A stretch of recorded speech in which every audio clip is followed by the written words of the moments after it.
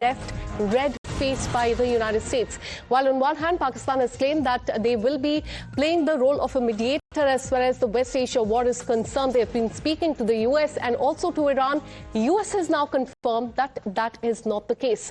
On whether face-to-face talks regarding negotiations with Iran are planned in Pakistan and who would be involved in them, White House press secretary has said, and I quote, "I've seen a lot of speculation and reporting about potential talks that could happen later this week. Nothing should be deemed official until it is announced formally by the White House," categorically denying the stand that Pakistan has taken. Listen in.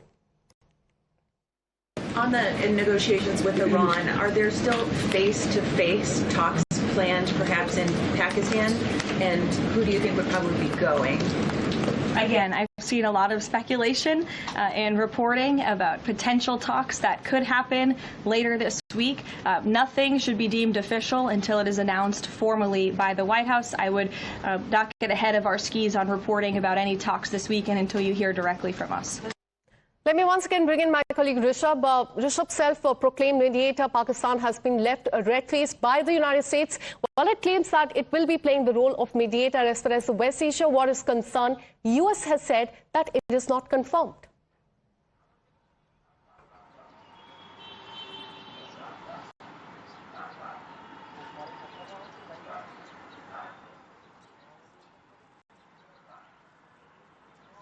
All right, we'll try and reconnect that line with my colleague. But on whether face-to-face talks regarding negotiation with Iran will be planned in Pakistan, on that White House has clearly said that these are just speculation and an official word should be awaited from the White House. Let me bring in our consulting editor, Srinjoy. Srinjoy, self-proclaimed mediator, Pakistan has been left red-faced. In fact, they claim that they want to play a role of a mediator, but US said that these are all speculation and not confirmed.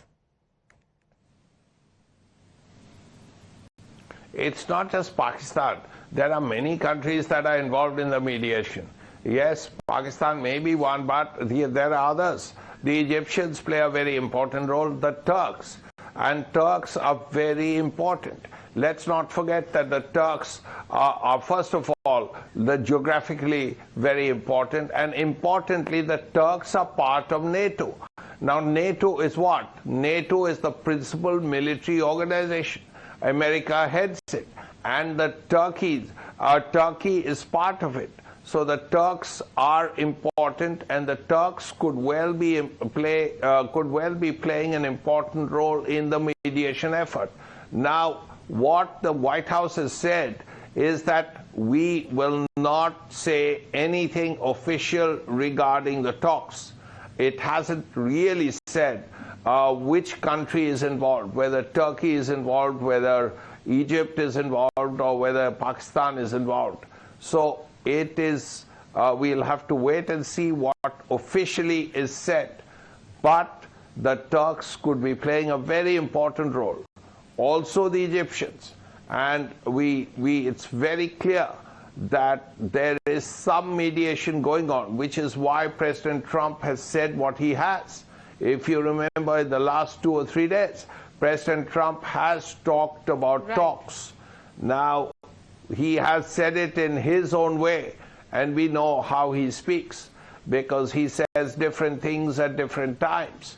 Even his son has said he's very unpredictable. So that's fine. And Iran, on the other hand, has also said that it is in touch with its neighbors and not directly with the United States. So it remains to be seen how the situation really pans out in the coming days and whether there will be de-escalation in the coming days as well. Thank you so much, Srinjoy and Rishabh, for getting us all those details. With us, a very short break, more news and updates on the other side.